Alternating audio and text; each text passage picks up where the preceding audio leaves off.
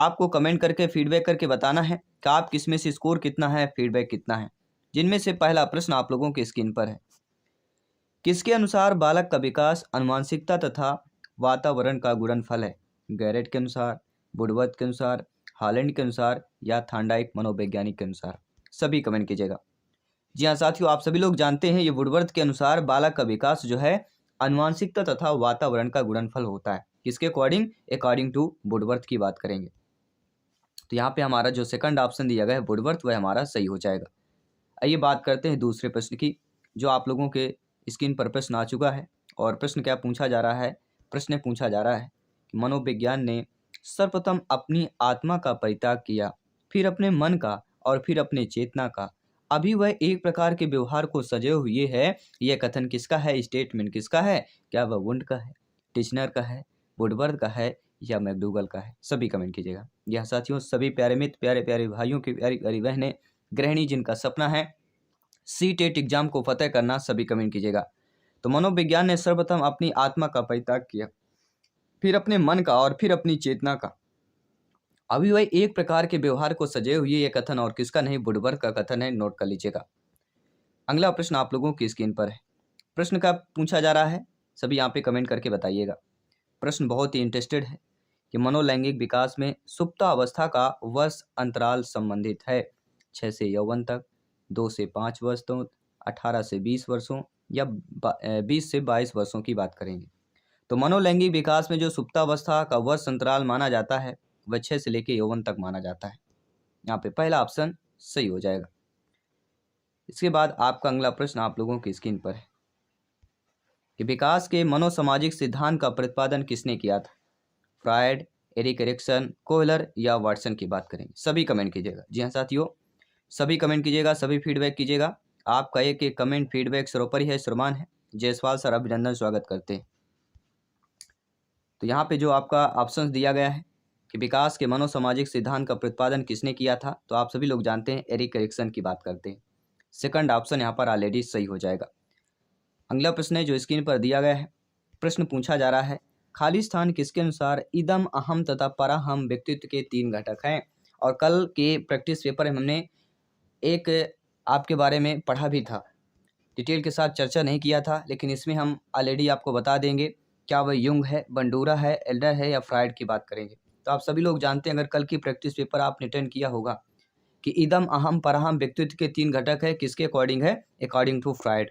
D option यहाँ पर fourth वाला ऑप्शन सही हो जाएगा। इसके बाद है आपका अगला प्रश्न, किस व्यवहारवादी का मानना है कि अन्य व्यवहारों के भांति भाषा भी क्रिया प्रसूत अनुबंधन द्वारा सीखी जाती है? Skinner, Watson, गुथरी, Thorndike. देखिए यहाँ पे यहीं पर हमारा आंसर क्लियर हो गया था। जब भी क्रिया प्रसूत अनुबंधन का जिक्र होता है, स्किनर का नाम आता है। स्किनर ने चूहा और कबूतर पर प्रयोग किया था, ये भी चीज़ें का याद रखना है। वाटसन जो है व्यवहारवाद के जनक कहलाते हैं। थॉर्नडाइक की अगर बात करते हैं, प्रयास और त्रुटि की सिद्धांत की बात करते हैं, इन्होंने बिल्ली पर प्रयोग किया था। ठीक है, तो प्रत्येक ऑप्शन को डिटेल के सामना जरूरी हो जाता है, क्योंकि कोई भी ऑप्शन को लेकर प्रश्न क्रिएट हो सकता है, बन सकता है, पूछा जा सकता है। अगला प्रश्न है, निम्न में से कौन केंद्रीय प्रवृत्ति का माप नहीं है? तो आप सभी लोग जानते हैं, बहुलांक हो गया, मध्यांक हो गया, मध्यमान हो गया, ये तीनों जो है केंद्रीय प्रवृत्ति के माप हैं, लेकिन प्रसार जो है यह आपका माप नहीं कहलाता है। इसलिए according to question second option सही हो जाएगा। नो डाउट, आई होप प्रत्येक प्रश्न को आप लोग अच्छे तरीके से समझ रहे हैं। आइए बात करते हैं अगले प्रश्न की। अधिगम में प्रथम भूल के सिद्धांत का प्रतिपादन किसने किया? हेगार्टी, पावलोव, थॉर्नडाइक, हल। तो हमने पिछले ही आपके क्वेश्चन पे ऑप्शंस पे जो था ऑलरेडी बता दिया था कि जब भी प्रश्न प्रयत्न और भूल के सिद्धांत की बात की जाती है, थॉर्नडाइक का नाम आएगा। थॉर्नडाइक जो है मनोवैज्ञानिक है, बिल्ली पर प्रयोग किया था, सभी लोग जानते हैं। बाकी सभी मनोवैज्ञानिक को पार्ट वाइज आपको ऑलरेडी मनोवैज्ञानिक को क्लास कंप्लीट हो चुकी है, जिसका इंड स्क्रीन पर हम आपको ऑलरेडी दे देंगे और प्ले लिस्ट यहाँ पे दे देंगे, तो आप लोग देख सकते हैं। निम्नलिखित मापन स्तरों में सबसे अच्छा कौन होता है? क्या वह अनुपात है, नामिक है, क्रमिक है या अंतराल है? सभी कमेंट कीजिएगा। सारे प्रश्न यहाँ पे संभावित प्रश्न है। निम्नलिखित मापन के स्तरों में सबसे अच्छा जो हमारा मापन के स्तर कहलाता है वह कहलाता है अनुपात। जैसे 1:1 या 1:2। तो अनुपात जो स्तर है सबसे अच्छा मापन स्तरों में माना जाता है। अगला प्रश्न है, निम्नलिखित में से कौन जो है व्यक्तित्व प्रक्षेपी परीक्षण नहीं है? ये प्रश्न हम ऑलरेडी तीसरे प्रैक्टिस पेपर पे कर चुके हैं। आप सभी लोग जानते हैं टीएटी जो है व्यक्तित्व प्रक्षेपी परीक्षण है, रोरसा स्याही धब्बा परीक्षण है, शब्द साहचर परीक्षण है, लेकिन 16 पीएफ परीक्षण नहीं है। ये कई बार सीटेट या अदर टीटी एग्जाम में पूछा गया प्रश्न है, रिपीटेड प्रश्न है, संभावित प्रश्न है। तो 16 पीएफ परीक्षण यह हमारा व्यक्तित्व प्रक्षेपी परीक्षण नहीं कहलाता है। आइए बात करते हैं आपके अगले प्रश्न की। आवश्यकता का पदानुक्रम सिद्धांत किसके द्वारा प्रतिपादन किया गया? अब्राहम मैस्लो, जे विवर्सन, कोहलर, ईपी पावलोव। सभी कमेंट करके बताइए। जब भी आवश्यकता का पदानुक्रम सिद्धांत का जिक्र होता है, इसके प्रतिपादन का जिक्र होता है, एक ही नाम आता है, अब्राहम मैस्लो। जी हाँ, पदानुक्रमिक सिद्धांत का जिक्र होगा, अब्राहम मैस्लो का नाम सर्वोपरि आ जाता है। अगला प्रश्न है, निम्नलिखित में से किसको जो है मुख्य अर्थात अधिकारी ग्रंथि कहते हैं? क्या वह एड्रिनल ग्रंथि है, क्या वह थायराइड ग्रंथि है, क्या वह अंतःस्रावी है, या पीयूष ग्रंथि है? सभी कमेंट कीजिएगा। जी हाँ मेरे प्यारे प्यारे भाई बहन गृहिणी, सभी कमेंट कीजिएगा जिनका सपना है सीटेट एग्जाम को फतेह करना, टीटी एग्जाम को फतेह करना, सीडीपी बाल विकास में 30 में से 25 प्लस का स्कोर करना, साथ ही साथ आउट ऑफ 150 में से आप लोगों को 125 प्लस स्कोर प्राप्त करना। जयसवाल सर आप सभी का अभिनंदन, स्वागत करते हैं। प्रत्येक प्रैक्टिस सेट में आपका अभिनंदन है, स्वागत है। प्रत्येक प्रैक्टिस सेट में लाइव क्लास होती है और डेली हमारी लाइव क्लास होती है। आज जो मैथमेटिक्स के 4 PM में आपके मैराथन मैथ्स की लाइव क्लास होने वाली है, तो 4 PM में लाइव क्लास में जरूर जुड़िएगा। बाकी बात कर रहे हैं कि निम्नलिखित में किसको मुख्य अधिकारी ग्रंथि कहते हैं, तो आप सभी लोग जानते हैं पीयूष ग्रंथि जो हमारी मुख्य या अधिकारी ग्रंथि कहलाती है। साथ ही साथ आप लोगों का अगला प्रश्न स्क्रीन पर है, आपका एक एक फीडबैक सर्वोपरि है, शर्मान है। अगला प्रश्न है, निम्नलिखित में से या खालिस्तान ने सामूहिक अचेतन का संप्रत्यय दिया? क्या फ्राइड की बात करेंगे, युंग ने, एडलर ने, या सलीवन ने दिया था? देखिए जब भी सामूहिक अचेतन संप्रत्यय के जिक्र होता है, एक ही नाम जबान पर आता है, वह युंग। जी हाँ सोचो, युंग ने सामूहिक अचेतन का संप्रत्यय दिया था। सेकंड ऑप्शन यहाँ पर सही हो जाएगा। इसी के साथ ही आपका अगला प्रश्न है कि अंगूर खट्टे हैं, यह उदाहरण कैसा कहला जाएगा? यह भी सीटेट या अदर टीटी एग्जाम में पूछा गया प्रश्न है। क्या वह प्रतिगमन है, दमन है, युक्तिकीकरण है, या प्रतिक्रिया निर्माण की बात करते हैं? हम सभी जानते हैं अंगूर खट्टे हैं, इसका जो एग्जाम्पल है वह आपका युक्तिकीकरण हो जाता है। थर्ड वाला ऑप्शन यहाँ पर सही हो जाता है। साथ ही साथ आपका जो अगला प्रश्न स्क्रीन पर है कि अधिगम का क्रिया प्रसूत अनुबंधन सिद्धांत खालिस्तान द्वारा दिया गया था? थॉर्नडाइक द्वारा, ईपी पावलोव द्वारा, टालमैन द्वारा, या स्किनर द्वारा दिया गया था? तो आप सभी लोग जानते हैं अधिगम का जो क्रिया प्रसूत अनुबंधन का सिद्धांत है जिसके द्वारा दिया गया था वह कोई और नहीं, आपके स्किनर की बात करते हैं। यहाँ पे फोर्थ ऑप्शन आप लोगों का सही हो जाएगा। इसी के साथ ही आपका अगला प्रश्न है, आप लोगों की स्क्रीन पर है कि औसत बुद्धि वाले बालकों की बुद्धि लब्धि अर्थात IQ किसके बीच होती है? 70 से 89, 50 से 59, 90 से 109, या 110 से 129? तो सभी लोग जानते हैं जब भी औसत का जिक्र होता है, औसत बुद्धिलब्ध IQ का जिक्र होता है, तो कहीं ना कहीं ये 100 के आसपास होगा। तो हमारा जो देखिए 100 के आसपास, देखिए थर्ड वाला ऑप्शन है कि 90 to 109, ये हमारा क्या कहलाता है? औसत बुद्धिलब्ध IQ के बीच हमारा औसत बुद्धिलब्ध वाला जो ग्रुप होगा वह हमारा तीसरा वाला ऑप्शन, थर्ड वाला ऑप्शन सही हो जाएगा। इसी के साथ ही आपका अगला प्रश्न पूछा जा रहा है कि बंडूरा का यह कथन है कि बच्चे प्रतिज्ञाएं प्रतिमानीकरण द्वारा सीखते हैं, जिसको भी कहा जाता है? अंतर्दृष्टि द्वारा सीखना कहा जाता है, अभ्यास द्वारा सीखना कहा जाता है, निरीक्षणात्मक अधिगम कहा जाता है, या पुरस्कार द्वारा सीखना कहा जाता है? तो बंडूरा का कथन है कि बच्चे प्रतिज्ञाएं प्रतिमानीकरण द्वारा सीखते हैं, इसको क्या कहा जा सकता है? इसको निरीक्षणात्मक अधिगम भी कहा जा सकता है। तो प्रतिमानीकरण मतलब निरीक्षणात्मक अधिगम, ये चीज़ें आपको अपने माइंड पे स्टोर कर लेना है। साथ ही साथ अगला प्रश्न स्क्रीन पर पूछा जा रहा है, इंटरेस्टेड प्रश्न है, और इस प्रश्न को हम BBIP कैटेगरी पर रखेंगे क्योंकि आपको पता है जीन प्याजे जी से 2-3 प्रश्न अवश्य पूछ ले जाते हैं। जीन प्याजे जी का प्रश्न 100 to 100% आएगा, ये ध्यान दीजिएगा। जीन प्याजे जी के संज्ञानात्मक विकास सिद्धांत में अमूर्त तर्क एवं परिपक्व नैतिक चिंतन किस अवस्था की विशेषता है? पूर्व संक्रियात्मक अवस्था, संवेदात्मक गामक अवस्था, औपचारिक संक्रियात्मक अवस्था, मूल संक्रियात्मक अवस्था? तो पियाजे जी के संज्ञानात्मक विकास में अमूर्त तर्क एवं परिपक्व नैतिक, अमूर्त मतलब क्या होता है? अमूर्त या औपचारिक, मतलब यहाँ पे थर्ड वाला ऑप्शन सही हो जाएगा। प्रश्न पर ही हमारा उत्तर दिया गया था।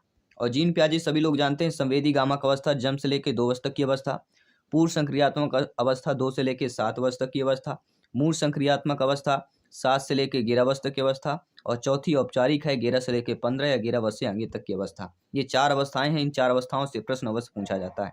अगला प्रश्न स्क्रीन पर है। खालिस्तान जन्मजात व्यक्तित्व गुणों का योगफल है। निरंतरता, समानता, वंशानुक्रम या युयुत्सा की बात करेंगे।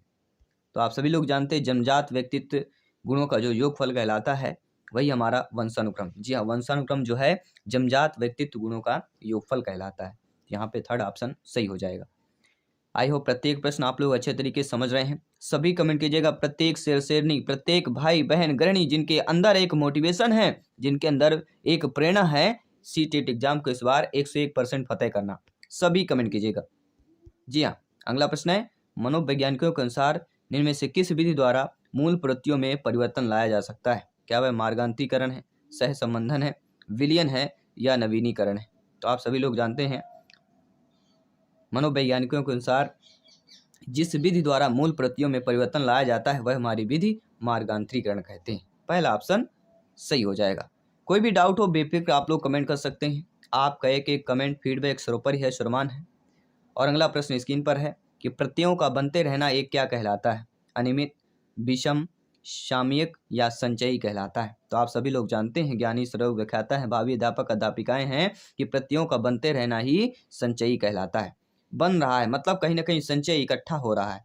ठीक है, तो थोड़ा थोड़ा अर्थ अगर समझ लेते हैं तो कहीं ना कहीं सारी चीजें हमारी इजीली हो जाती हैं प्रश्न को उत्तर को समझना।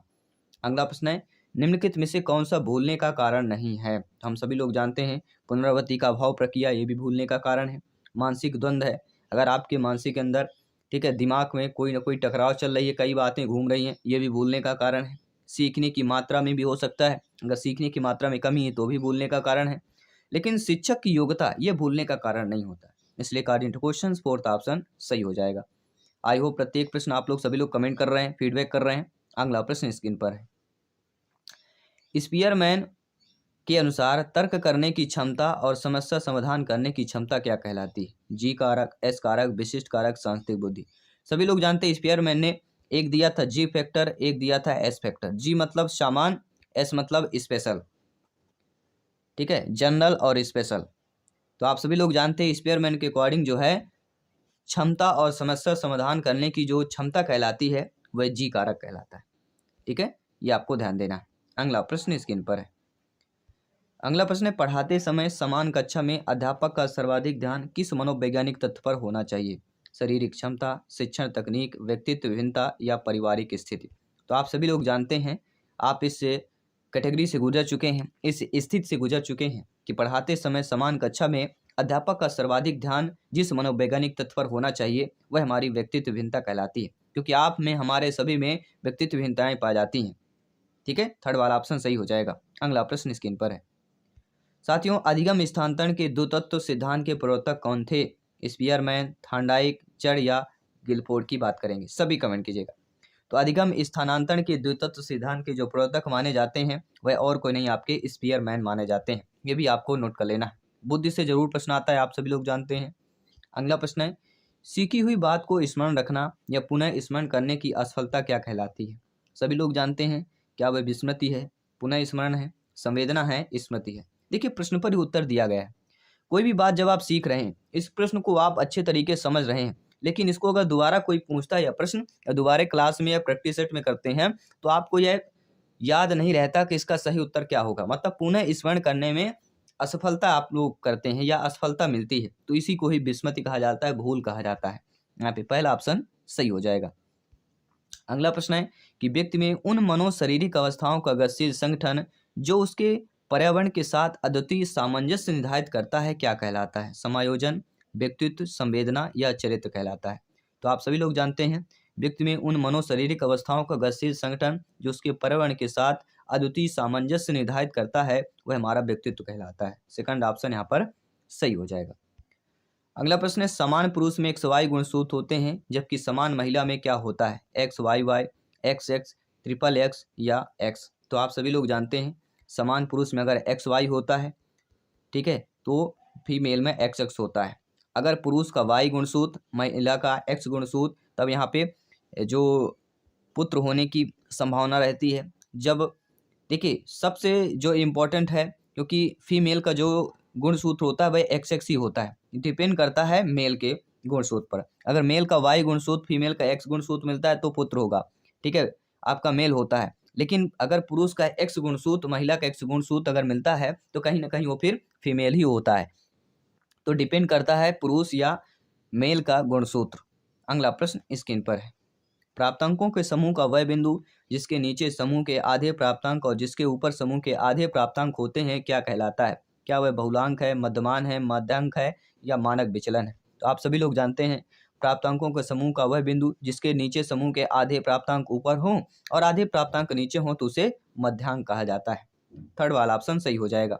और इस प्रैक्टिस पेपर का तीसरा प्रश्न आप लोगों की स्क्रीन पर है कि आवृत्ति वितरण को रेखा चित्र द्वारा प्रदर्शित करने की विधियों में से एक विधि स्तंभ आकृति है, आपके गुंफाक्षर है या स्वलिखित आकृति है। यह आपको कमेंट करके बताना है कि आवृत्ति वितरण को रेखाचित्र द्वारा प्रदर्शित करने की विधियों में से एक विधि आपकी कौन सी है। यह प्रश्न आप सभी के लिए मॉक क्वेश्चन के रूप में है। साथ ही साथ 30 में से आपने कितना स्कोर प्राप्त किया इस प्रैक्टिस पेपर, इस मॉडल पेपर में, आपको कमेंट बॉक्स में अवश्य करना है। मैं आपके लाइव क्लास 4 PM में आपके लाइव क्लास में मिलता हूँ। सभी मित्रों को जय हिंद, वंदे मातरम, धन्यवाद सभी का।